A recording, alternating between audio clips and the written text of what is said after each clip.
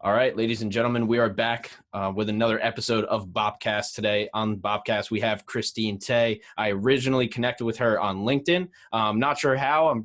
Probably just like came across your profile, or I'm not sure if it was me or you, or how it happened exactly. But just like with a lot of connections on LinkedIn, ended up getting on a call, and then I realized, hey, Mhm. I think she would be, really good for the podcast and to be able to educate some of our listeners on some financial things as well as maybe some LinkedIn content as well. So, Christine, thank you so much, for being a guest today on the podcast. Yeah, thank you. I appreciate being a guest. I love being a guest on people's podcasts. So yeah, I appreciate you allowing me to be your guest. Oh yeah, anytime, anytime. And Mhm. yeah, so if you want to kind of start out with, what is your, you could talk about, LinkedIn and social too, but how did you get into finance and helping people with their finances? If you kind of just go through your background and, Mhm. and we'll touch on, we'll talk about your business as well. But if you want to go through background Mhm. first, we'll go from there. Yeah, sure, sure. So to make a long story, summarize. So basically, I started my business September 2016. So it was the time wherein, I just didn't know what to do with my career. I was in corporate world, but I was working since I was 20, and then like it just that you just never fit in. Whenever you go from company to company, you just never felt like this is where you want to be. So I think in 2016, that beginning of that year, like I ended up starting my spiritual journey because I had a heartache. Like I broke up with someone. Well, he broke up with me. He broke my heart. So then I went to my spiritual journey, and then I started meditation and all that stuff with spirituality, going inner.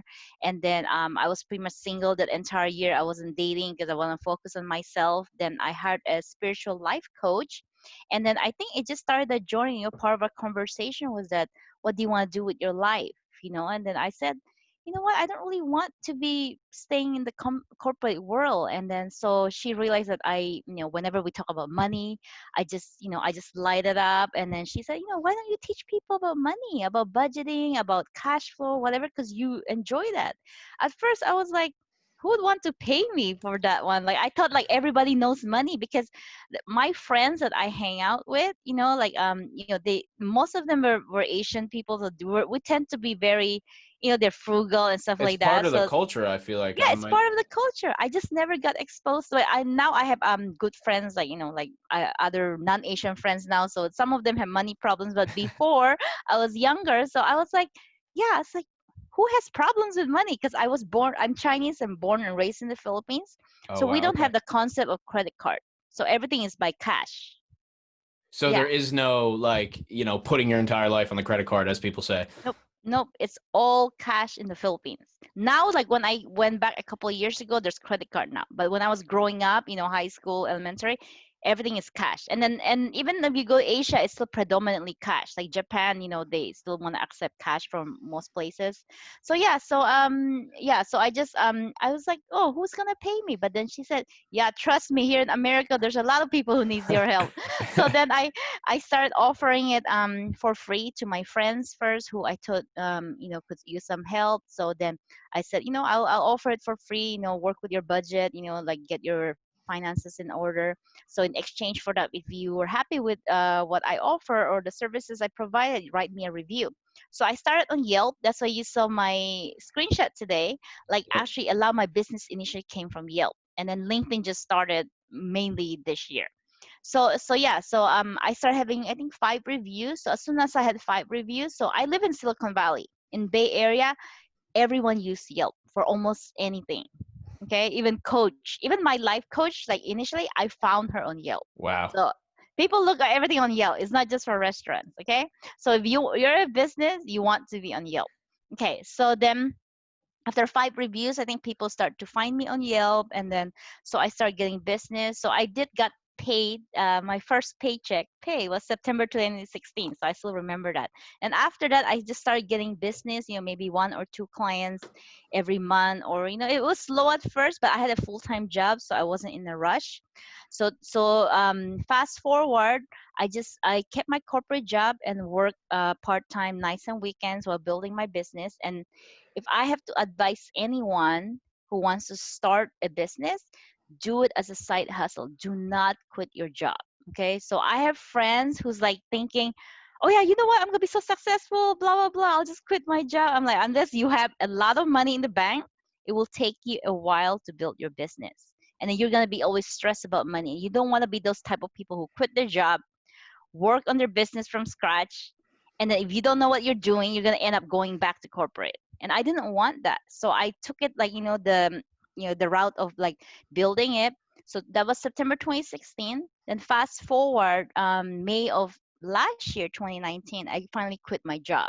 So I slowly built it up. I was taking my time, so I wouldn't do it any other way. So last year, like I think as I keep working through corporate, like I just realized I really don't want to stay at corporate. So I finally made a serious decision last year, Yeah, beginning of last. what was that? Sorry to cut in there, but Yeah, yeah, what was that point where was it you're like, all right, hey, listen, I've been building this. I know I'm gonna quit at some point, but yeah. was it a moment for you, or was it just what was that point where you went, okay, I'm done? Um, well, I think even when I started in September 2016, I really wanted to quit my job. But then my life coach told me, do not quit your job. And I'm really glad I listened because I hated my boss at the time. She was micromanaging me. She was, oh Wow, God, that sounds like the job that I quit. yeah, like you wonder why do people quit? Yeah, because you're a micromanager. Like you don't trust us. Wow, So I so know a yeah, lot about that. yeah, anyway, I don't miss corporate at all. So yeah, after, so I switched internally. I was working at Visa. It's a huge company, so they're all about internal transfer. So I thought, yeah, maybe because I was in data analytics for a long time, I thought, okay, maybe if I switch to corporate finance, maybe I might like it. I'm like, sure, why not? So I transferred to corporate finance. It was a little hard at first because I had no experience, but finally I was able to transfer. So I started as a financial analyst in FP&A, financial planning and analysis in corporate finance. So that was a year before I quit, and I'm like, I was really in love with it. I'm like, wow, I'm learning so much, but at the same time, I had a great boss. I got out of that, boss I didn't like. So I had a great boss in finance, but then like a year later, like he found another job, so he left. And after he left, I was pretty much bumped around to like three different managers. I was like, there's so much reorg, and I'm like, oh my god, I have to keep adapting to a new manager. And I think that's part of my trigger because I'm like, I'm always at the mercy of corporate, of the higher ups, reorg. You have no choice with what bosses you have. You Exactly. always No, have to you don't. please the higher ups. Like I hated that hierarchy with corporate. Like there's no matter what, people judge you by your title. That's just the nature of corporate world. And I hated that. Like what I do now, there's no judgment. I mean, a CEO can come to me. I'm like, I don't care if you're a CEO. Like, you want my services, I'll provide it for you. Well, it's So about yeah, so value instead of title when you're working for yourself. All right. Yeah. exactly, exactly. So I think that was a trigger point. I just said that, I tried to corporate finance and I'm like, I don't think this is gonna work. So I really want to do the exit strategy. So it took me a month of going back and forth. I'm like, do I want to do this? Do I want to do not do this? I'm gonna give up my steady paycheck, great benefits. It's a very great company. I'm like, do I really want to do this? So it took me about a month of talking to a lot of people and then going internally, asking myself. So what made me be ready was I look at my finances, my retirement model. So I did my modeling, like, worst case scenario, what if I don't make a profit? But because if I'm negative, I told myself that I'm going to go back to corporate. But I gave myself a year. I said, I'm going to give it Negative, my like in the negatives, you're saying, like, ne- or uh, negative, like a negative, like an emotionally negative, or like no, dollar wise dollar wise. profit. Okay, yeah. Yeah. Like if I don't Give, make money off this business, then I'm gonna have to go back exactly. Exactly. and give So, myself so a year. yes, yes. So I said I'll give myself a year so I have enough money for a year to at least sustain myself, but at least I'm gonna give it my all. But if after a year I'm still not profitable and then my business not doing well, I'm just gonna go back to corporate. So those were my, exit strategy. So luckily, I mean, it was May of last year, but I quit. So I'm approaching my first year, in like maybe 2 weeks. So it's been a year. So Wow. Hey, things have congrats. got Thank you, thank you. So things are going really, really well. So I'm very, very fortunate and grateful. So I don't think I'll go back to corporate anymore. So I'm so happy about that. Yeah, that's no, and that's great. And your story is and it's a perfect example of taking like the calculated risk. And obviously you took a big risk, but Mhm. giving yourself, but you gave yourself the year. You're like, hey, I'm gonna do this. I have I'm stable enough to where I can give this at least a chance. And Mm-hmm. just you were just really extremely Yep. realistic about it as well. And a lot of Exactly. people, I think right now, especially with your Gary V's, your Cardones, your whatever, Mm-hmm. whoever you want, that business mogul type of person. And I'm not saying that this is exactly what they say, but there's so much content online that you can consume where it's going to tell you just quit right now, like this is it, this is the end, like Yeah, I know. you Just go can't for work it. for Who anybody else cares? your entire life. The truth is, you work for people your entire life anyway. Yeah. That's shit. You're Yep. just not in a corporate setting. Like, even if you work for yourself, you still work for people. Like, even if you have customers, you're working for them. You have employees, you're working for them. So Yep. if you actually end up working for more people, if Yep. you're not, but it's just the actual day-to-day interactions, like you said, the reorganization, bad management. Like, that's what I got micromanaged to hell. I quit. I couldn't do it anymore. Right. Like, when Yep. this font is like, hey, move this font over, 2 centimeters. I'm like, dude, I'm out of here, man. Like, I'm good. But yeah, so I Yeah. really, because a lot of people see that story of I just quit and now they're, a millionaire, but you never get to see anything in between, or like all those hardships, or Yep. or staying in that job a little bit longer. Yep.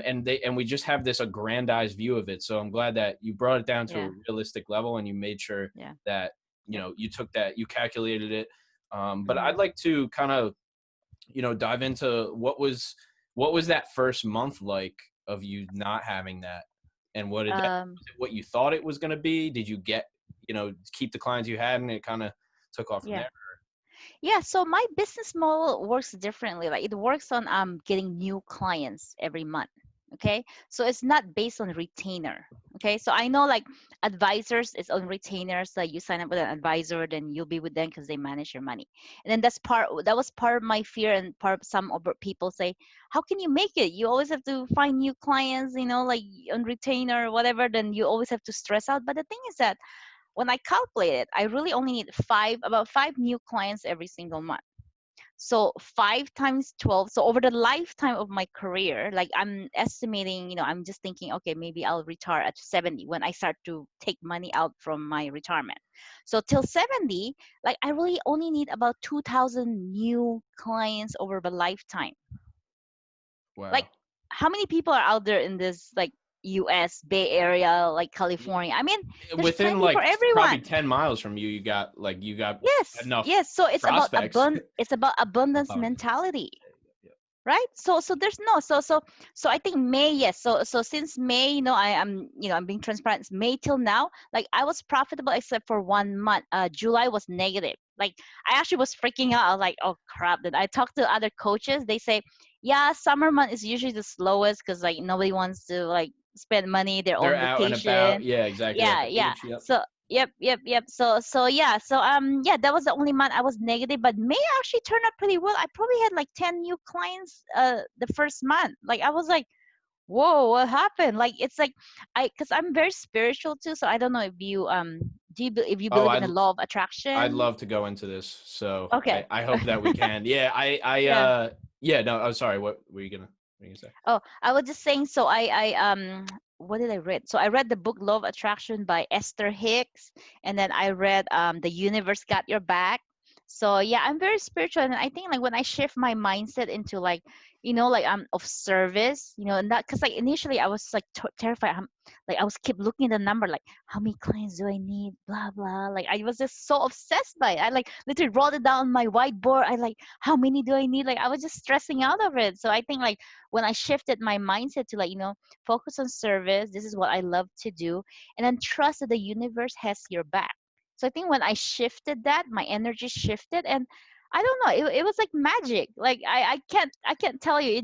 It was just different. Like you're right. You attract what your vibration, what you put out there.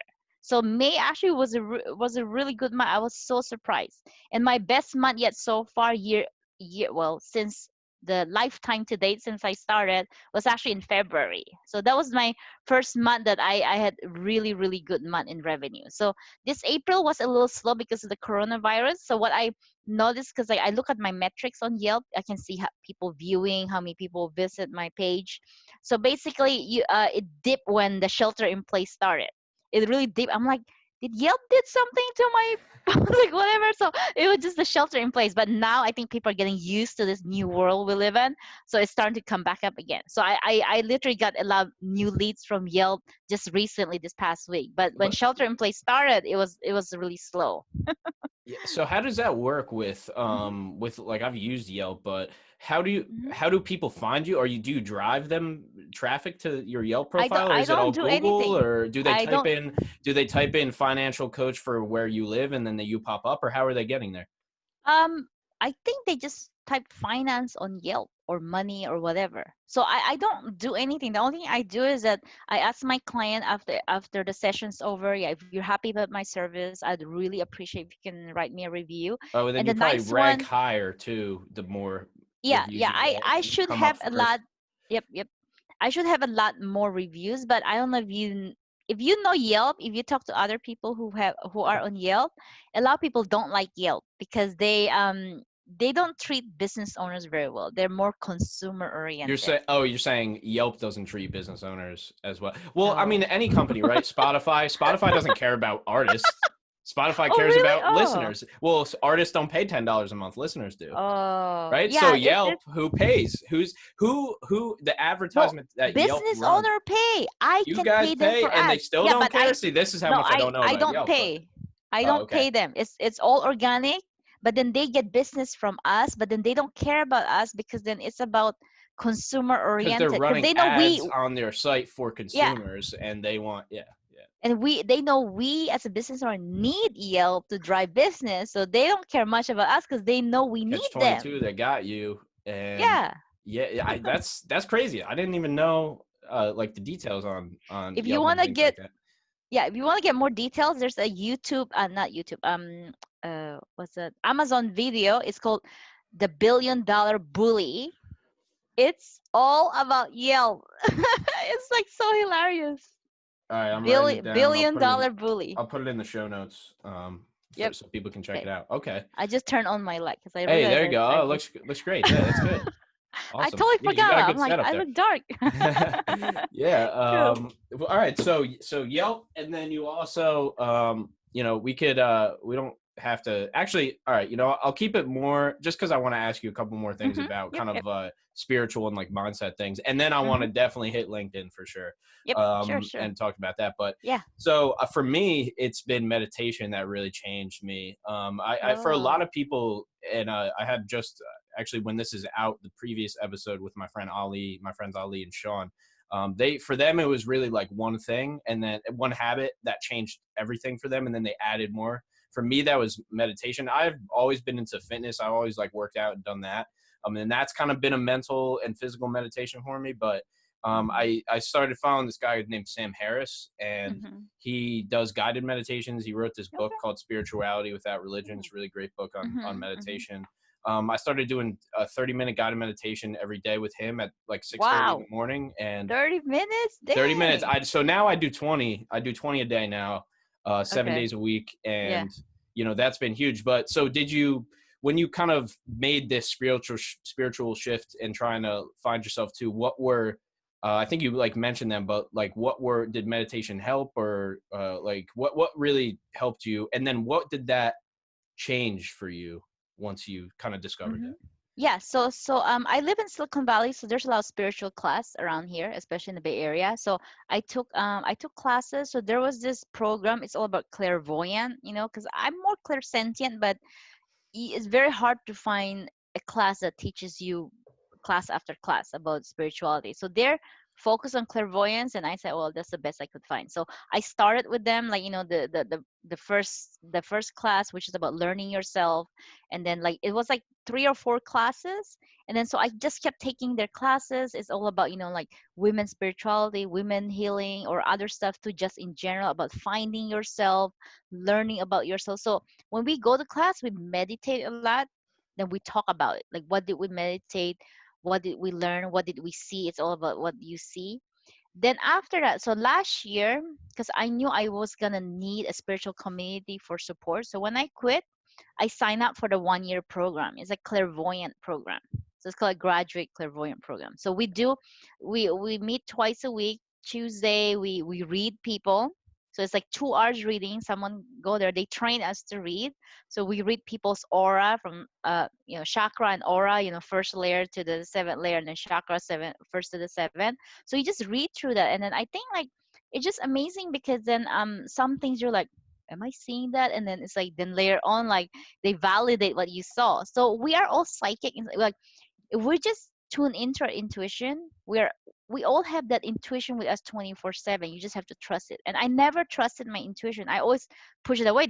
That's what got me in trouble, because I never listened to it. I'm like, what's that talking? Like, I just like, then now, like, I listen to my intuition. I trust my gut instinct. I just trust it. And but that takes time for you to know if it's just your emotion reaction or it's really your intuition. So that takes time, and that takes for you to quiet down, like, is this like for your own, for your own higher self, the greater good and stuff like that. So that's what shifted. Like, I still have a lot of healing to do. Like right now, I'm actually working with a life coach. She also has some spirituality aspect to it, and I met her on LinkedIn. She's really awesome, by the way.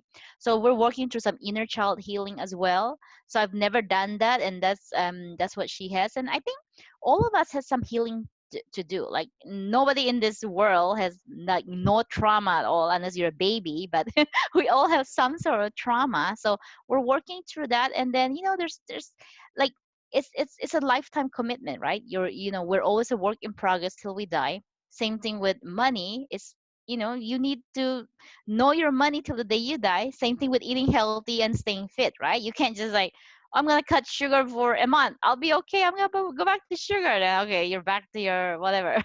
so so it's a lifetime commitment.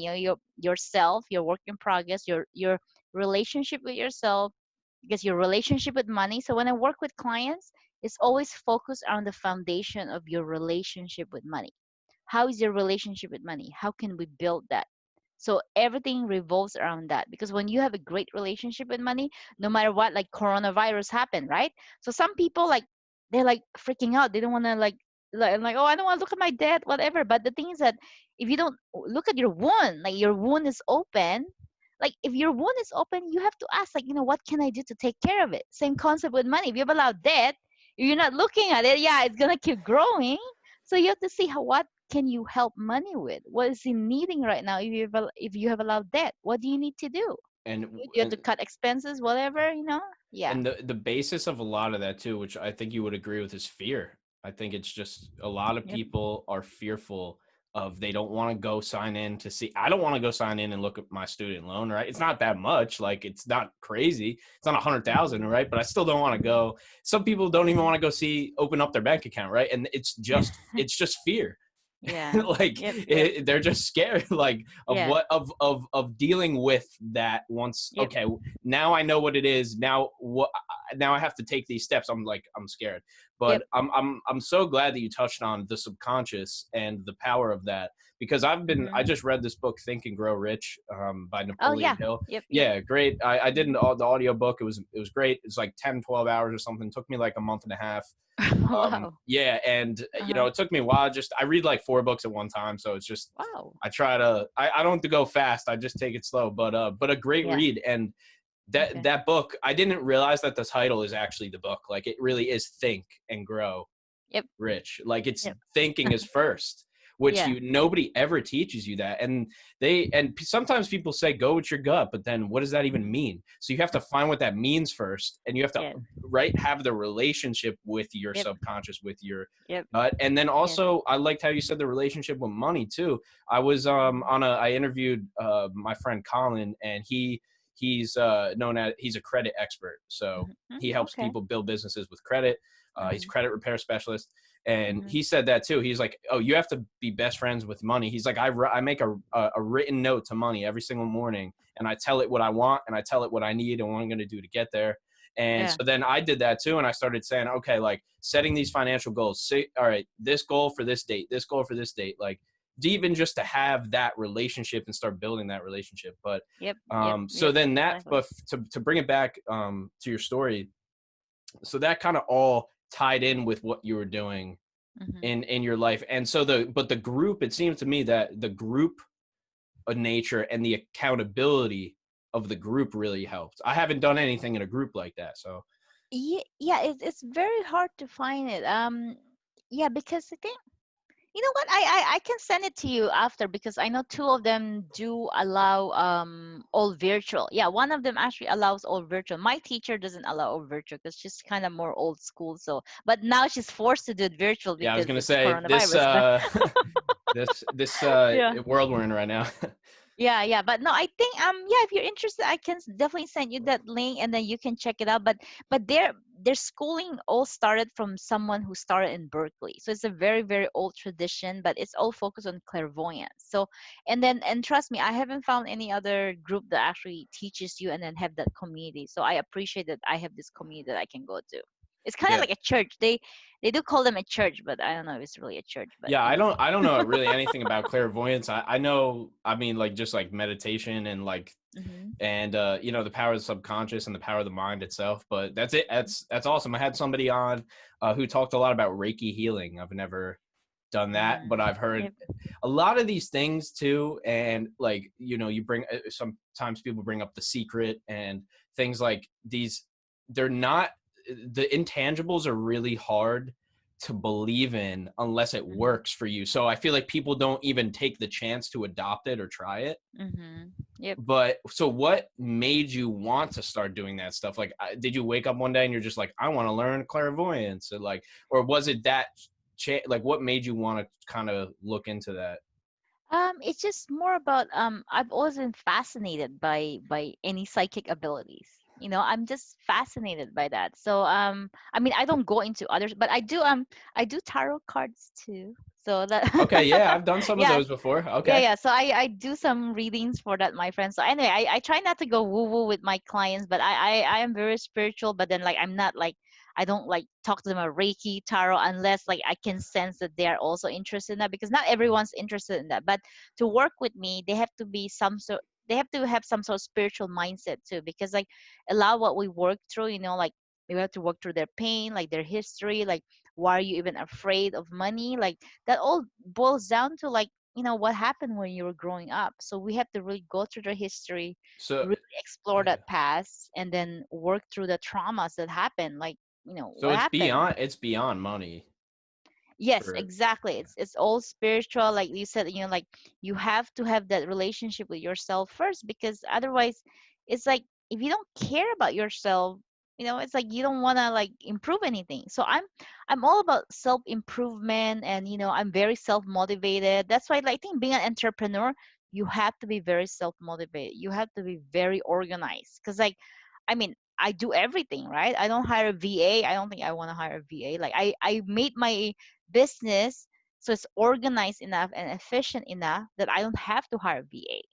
You know, so and then I know people always ask, do you want to grow your business, whatever? And I'm like, I'm happy being a small mom and pop shop, like you know, just enough clients per month that will make me happy, and then I can make a difference in their lives, that I'm profitable, I get to do whatever I want, I, you know, I get to schedule however I want my day, and then nobody telling me what to do. And I'm happy, because the more you grow, the more stress that comes with it. I mean, if that fulfills you, then fine, that's you. But me, I like being a solo rider, but that's me, that's my personal preference. and that's your freedom. You're free. You can Yes. do what you want, Mm-hmm. right? And Yep, I yep. think, but the thing is, the people have that, they see the pedestal and they think that I have to have this massive business and all these employees and do all of this, right? And like Yeah, build bigger. It's just all about being bigger. Like, but you can't lift 100, you can't do 100-pound curl unless you can do a 10-pound curl, right? You know? So, exactly. and I have worked for these people who can't Mm-hmm. manage 5 people,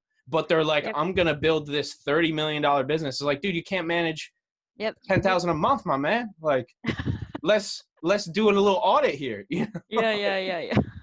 And but Yep. the thing is, that's the, you know, and I think, you know, maybe this is the transition, but that's the difference a lot between like the different platforms, different social media Mm-hmm. platforms. If you go on Instagram and look at an entrepreneur, they're not the same, posting the same content as they are on LinkedIn.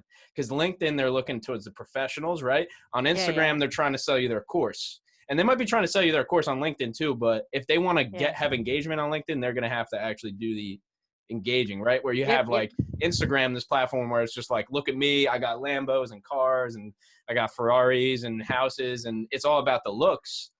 And then, yep. you know, maybe you go to LinkedIn, it's different. But I guess just to like wrap that thought up, it's really like Mm-hmm. the culture of entrepreneurship is Yep. really tainting the view of what it actually is. It really Mm-hmm. is a lot more work. You can help a lot more people. I think that's the biggest benefit though. And Yep. somebody that I follow, his name's David Meltzer. He's Mm-hmm. in our, he spoke in our mastermind group, and he's like, the Mm-hmm. more money you have, the more people you can help. And that's just a fact. Like the Yep. demonization of money makes no sense. That like, Exactly, exactly. That's what I always post stuff about. I love money. Money's the root of all awesome. So it it was is. really funny. I did a video one time. It's about I love money. Money loves me. So if you go back to that post, like I had a lot of religious people saying, "Money is the root of all evil." They even quote me this Bible verse. Like I'm like, did you not read my entire post? I was saying, money's the, No, they like didn't. They didn't read it. I could say they just read the header. They didn't read the rest of that's it. the Why I was definition trying of to, the internet. That's the internet, basically. I just read the yeah, headline and then I yeah. commented something I'm pissed about. I'm like, Wow. and then No, I but actually, yeah. Go ahead. No. Sorry, what were you gonna say? I actually said to them like, so why is church telling you money is the root of all evil when church is rich? Church has a lot of money. Do you know like they take your donation and then some of them even take whatever percentage from you? And I'm like, why would they tell you money's evil? Like it's like they love money, they have money. There's pastors that make $100 million a year. Yeah. Yeah, it's like so it's like that makes no sense. You have to love money, embrace money, love it, and the more money you have, and then money's not the cause of evil. It's like it's just a tool. So it just amplifies what kind of person you already are. So if you're a generous person, you have a lot of money, what do you think he's gonna do? He's gonna give more. But if you're a greedy person to begin with, of course you're gonna want more money. It amplifies who you are as a person. So I think people are probably afraid that money might bring out the worst in them. So I think it's just something is going on with them, and that needs some exploration. It's Why not are you afraid? Yeah, money's it's not the money is that's when they always bring up the example too of Yep. I know a guy who's rich and he's not happy. Like, dude, do you think if he's broke he's gonna be happy? Like, no. Right? Like, just the examples are so stupid.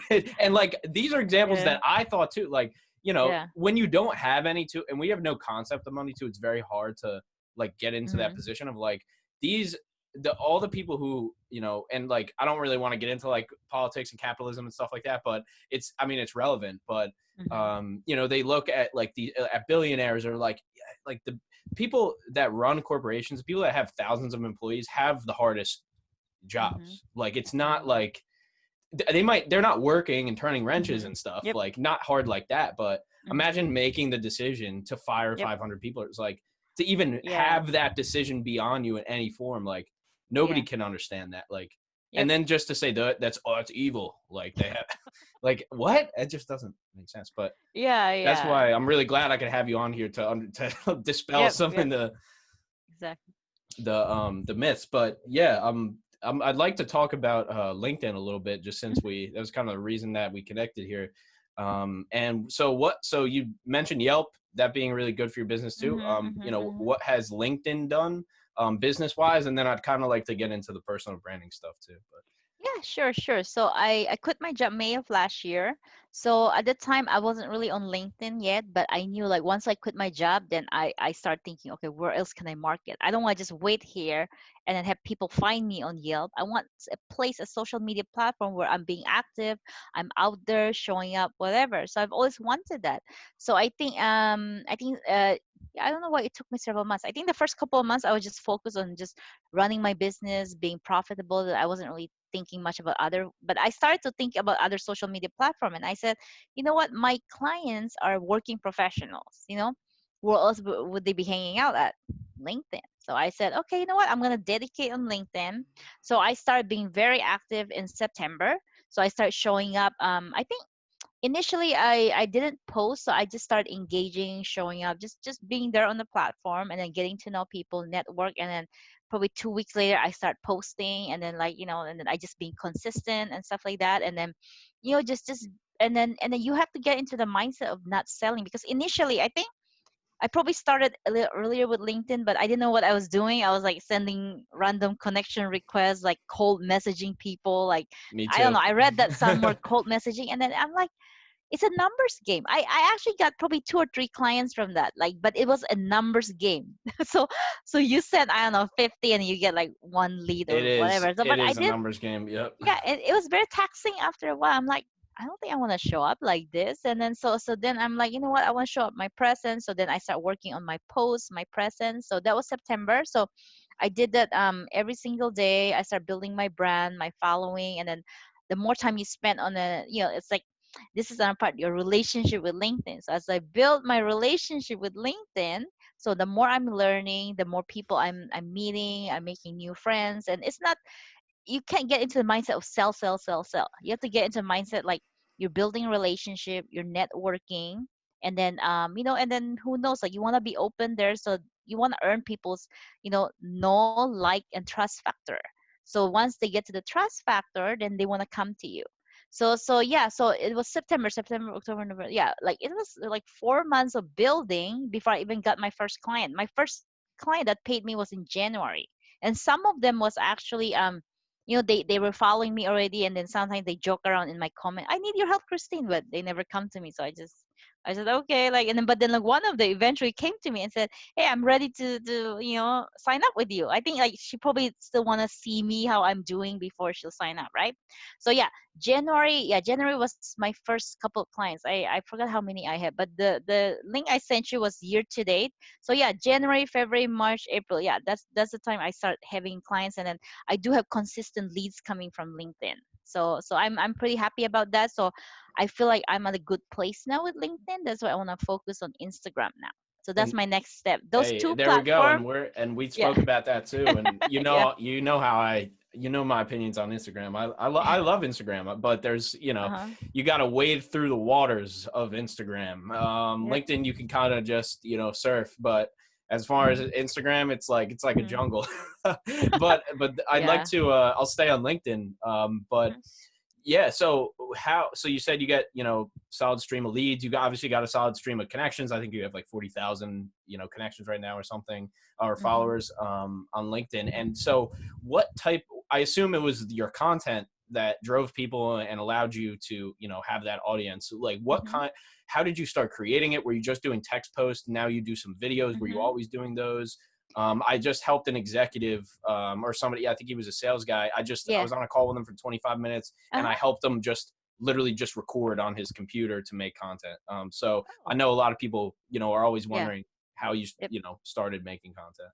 I think it started with I wasn't selling, so it started with building just like sharing what inspires you and stuff like that. So sharing my thoughts, and I actually did a lot of video to begin with. So I think, I don't know, people like me because they saw my video, and then like it was a really short clip, like I don't know, like less than 10-second clips. Like I was literally just saying something. I like, one of my favorite quote that I love: the person you should compare yourself to is the person you were yesterday.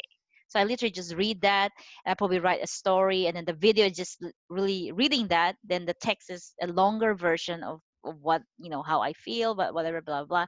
So I did a lot of that, like, daily. And then yeah, it was a mixture of video. Then initially I did a lot of video posts, and then later on, as I got lazier, I did more text posts. Then I started putting picture posts, and then I think I got lazier, so I have been doing less and less video. But I have to remind myself I need to post at least one video a week. So when I get into the mode of video, I probably will post like 3 videos a week. Will And you then like I'll record be like, them all at once, or how does no, that work? no, Is it's it like the day before, like I told you, like it's spontaneous. Like I make a lot of notes in my notepad, yeah, on my iPad notes. Then so whenever a new idea come to me, like I'm just walking, I'm like, oh, that's a good post to write. Then I just type it as a draft. Like I literally like one note per idea. Then the day before, like later today, right, before I go to bed, like I'm like, what do I feel like inspired to post? Then I'm like, I want to write about that. So then I'll just, like, if I want a picture, then I go to Canva, create something about that, so I have something on Instagram. And then I just write it down, whatever, and then with the picture. And then if it's a video, I'll just record it right here. Like it's very raw. I mean, I have like no video editing skills, okay? So I Me it's just too. all, I, it's I just even I even edited video for people who had no video editing skills. so it's I just don't know about that. So I just like, it's just very raw. That's why I like LinkedIn, because YouTube, I feel like you have to have good editing. You Otherwise, have to like, have some production, and I think on Instagram yeah, too. And really? Okay. I mean, not it depends. I don't Okay. know, man. I've been doing Instagram for like so long, I still don't even Uh-huh. know what to tell people. But but I think for Mhm. personal brands, I think podcast is huge. And I think it could help you on all of them Oh, because really? what you could Okay. do, yeah. And I wanted to mention this to you specifically Yeah. too. Is what you could do is literally do this for yourself, and I would if and what I'm getting to as well is paying somebody to just take and every month make 20 to 40 clips out of 2 hours of podcasts, and they make it look good. They have branding, they have the little bar that goes across for the time, they do all the subtitles, they make it Yeah, look yeah. good, they can put your logo on it. That I think is, and then you can use that, and then you can use that for LinkedIn too, and you can make a LinkedIn post out of something you said, Yeah, have yeah. that 1 minute clip, and then you can recycle it on all the platforms. Um but yeah, Yeah, so that's that a good but idea. yeah, and Okay. I'm actually like this close to hiring somebody, but I'm just I'm like, I don't know what I'm waiting for. I'm going through a couple different video guys. Uh-huh. Cool. But it's not cheap, but it's gonna come back, right? When you build a brand, it all comes back. Yeah, And yeah. so because I'm like almost at that point where it'll just, pay for itself. Mm-hmm. But anyway, back to LinkedIn though. Yep. That's I did the same thing. I started posting videos of my Mhm. podcast, and Oh, okay. they didn't work that well. But the thing is, I wasn't engaging with people though. Like I was just adding connections because I didn't realize it wasn't Oh. like Instagram. I didn't Mm-hmm. realize that you have to put in to get back. Yep, yep, And that's really what it is on most platforms too. But I just yep. wasn't in that mindset of Yeah, engagement. But yeah. but so is that what you also did in the beginning, other than just posting? Were you like engaging Mhm. with people, your connections too, or? Yes, yes. I think literally all platform is the same algorithm and concept. You engage, you build a network, and you don't just like post stupid comments like, "Oh, great post," like blah blah blah. Like, you have to have like some sort of You have to thoughtful read it comment. and then, yeah, that's what Yeah, I tell people is like, just if you connect with it on any level, just tell them how you, exactly, right? exactly. So yeah, you have to have like a thoughtful comment. And then yeah, I was very active. I spent so much time on Instagram. I'm not Instagram, LinkedIn. Like, I was spending at least an hour every day, and then just Yeah, engaging. I've done like Yeah, 2 hours a day, like, yeah, 3 hours. I, yeah. I actually have it in my schedule for like 2 hours a week, or 4 hours a week at least, to do it. Oh, well, I it's easy for me because when I wake up, then I post it. After posting, then I engage, so I'm pretty much on the platform for at least an hour, engaging in my post and engaging in other people's posts. After that first hour, I try to get out of LinkedIn because otherwise I don't want it to be a time suck. LinkedIn Like, in I the mean, morning is where it's at though, um, because I that's where, I mean, I'm just saying from my yeah, yeah, experience, I don't know, but I pop on LinkedIn in the morning and all the posts are like fresh, like people are putting out these posts that get like 600 likes, and there's like only 5, so then I can get a comment in the beginning, like, yep, um, yeah, exactly. And then when you comment initially, then that's good because like it, yeah, just imagine it's an influencer's post and you capture the first 5 minutes, everybody else can see your comment. And then if you put a I get thoughtful so comment, many connection requests from that now. yes, Yeah, exactly. they Then they all come in from that. like. Yep, yep, Hmm. exactly. So that's one strategy. And then the other strategy is that, I'm so big on trying to have my posts have as many likes as possible. And the reason for that is because the more likes I have, then the more leads I have. So I don't cold message random people that never show up on my post. So they came from my posts. People who like, I scroll through them, like, literally that's my daily thing that I do. So I'm actually 3 or 4 days behind, but technically I try to go the previous day, go through all the likes. It's a couple hundred. The more the merrier, right? So then I go scroll to them. It's like, oh, okay, is this a person I want to connect with? So if it's a person I want to connect with, then I literally go through all of them, and then like that takes me another hour just to do that. Then I send them a customized, personalized request. So most of them do accept me because they really like my post to begin with, so they They're accept like, me. "Oh, she just added me. Like, I just liked their post. Wow, that's." Yeah, And then yeah, yep. they see that you're a larger person on Instagram or on LinkedIn too. I don't know Hmm. why we're mixing those up so much, but they're it's just like second Hmm. nature now. But Yep. yeah, and they see like, "Oh wow, she's like established on LinkedIn. She's Yeah. been on here for a while. She has like Yeah. 40. I mean, people still judge by the number, not as much on Exactly, LinkedIn, but they do. exactly. I mean, They people do. said, okay, it doesn't matter. Engagement doesn't matter. I'm like, yeah, No, right. It does matter. yeah. Oh, yeah. I mean, that's the whole point. I mean, Yeah. the numbers cover is only for the first 5 seconds, and then once they keep looking, then they can tell if Yep. it's. But Yep. it's so funny because you can have all the connections in the world and then not Mhm. engage with the people you're connected with, and then get zero engagement yourself. Exactly. I've seen that. And then that's why, like, for me, like, I always have to look at that. I was like, like, how many, like, what's your engagement, whatever. And people keep saying, like, some people said they're LinkedIn expert, they're LinkedIn. And I look at their engagement, I'm like, you have like 2-3 likes. Like, Yeah, and well, then like, what are you that post selling? too, right? They that post is literally 3 lines, and then it's a link to the site. So they're linking out of LinkedIn, which is the worst thing you can do anyway. Like, so they're not even it's like obvious they're not focused on LinkedIn. They Yeah. only care about going to their consulting page, which is fine, but just know what you're gonna. Yep. The thing, Yep. yeah, like why would Yeah. you just do it? I love the social media people. That's my favorite, is the social media expert that gets Hmm. like that doesn't even have a fan base or an audience at all. Like, dude, how do Hmm. you build audiences if you don't have an audience? Like, I don't have a lot, but do I have hundreds of people? For sure, that Hmm. like keep up with me. Like, even that, like, that's the world. That's another thing, Hmm. Yep. Yep. focus on it. But yeah, I know neither of us have all day. I know you're busy. Hmm. So I'm so glad that we touched on what we did when it comes to money and comes to LinkedIn. Yeah. And everything that we talked about today, and just let people know where they can find you, for sure, on Instagram and LinkedIn, and if you have a website too. Yeah, I'd love to talk further and stuff like that, but I'm just like, I actually, someone invited me to a LinkedIn live. So that's the only reason I'm, because like Oh, hey, yeah, that's yeah. awesome.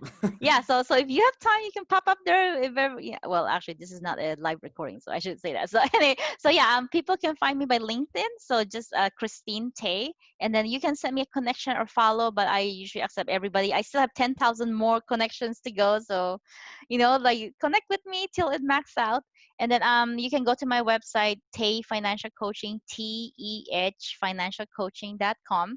And then so you can schedule a complimentary if you want, but if you just want to see how I'm doing on LinkedIn, you just want to see my social media stuff. So LinkedIn or Instagram, I'm gonna be very active there now. It's Teh Financial Coaching. That's my handle. So There you go. And she's learning the Instagram game too. So watch out for the post incoming on yep, yep, Instagram.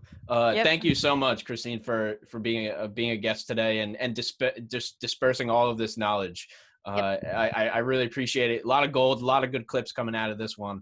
So thank you Yeah. for being here. I appreciate Thank you so much. I really appreciate it. it. Anytime, anytime.